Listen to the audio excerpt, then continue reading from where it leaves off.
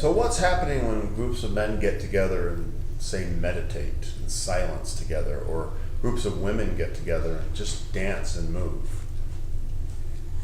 That's definitely the masculine and feminine. That's definitely the dance right there. So people who have a masculine sexual essence or preference will have a tendency to prefer stillness and solitude and quiet and no movement and going within and reflecting on that inward state. That is their bliss. That is what they really enjoy. And then the feminine, if you have a feminine sexual essence or preference, your preference is to dance and to move and to breathe and to laugh and to eat and to giggle and to, engage in social conversation.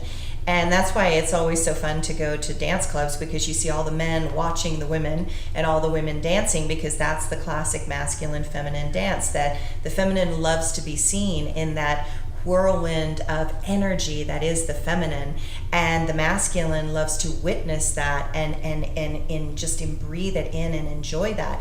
But again, you've got people such as the beautiful musician that died, Prince. And if you look at him, he is the spin. He had that spin. He had this beautiful feminine spin all around him, and he moved and he danced and he sang, and he was moving from that place, and he made everyone else move. It's like his music made everyone move.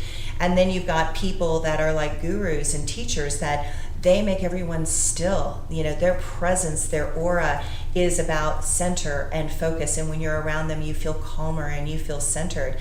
And I think it's important to have this conversation about the masculine and feminine, because we impact each other, based on how we sit in our own energy field and how we either are still or how we spin. And it's good both ways. There's not a bad way. It sounds a little bit like the 60s, when women started to get involved in corporate America and really take on a lot of masculine forms, and men were becoming hippies and dancing in the wilderness. It's exactly that. I think that as a culture, what has been amazing is that for thousands and millions of years, I think the masculine and feminine roles have been very separated. And so you still see cultures that pigeonhole women into a feminine stay-at-home role, and the masculine is the work role.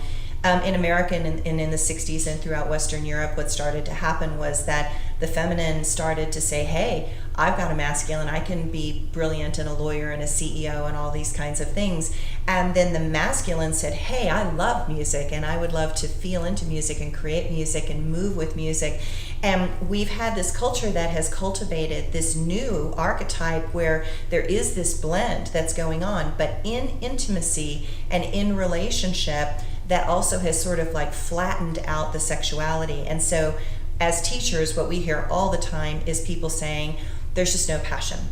We've lost that connection, that passion. And you have to be aware of these masculine and feminine archetypes. And I think the hardest thing for women is for them to recognize that they love their masculine side. It feels really powerful and strong.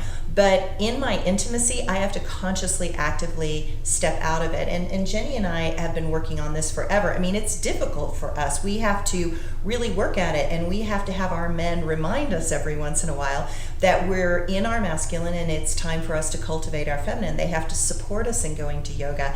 They have to support us in taking that bubble bath. And that helps us, because it is difficult to remember in our culture to step out and to step back into the feminine, because our culture believes that the feminine is weak somehow. And what I and Jennie have discovered is that my feminine is so much stronger because I have a feminine sexual essence. And when I allow that feminine sexual essence to come out, I am calmer, I am stronger, I have more energy, I have more vitality, I have more to give. And that is very important in my family.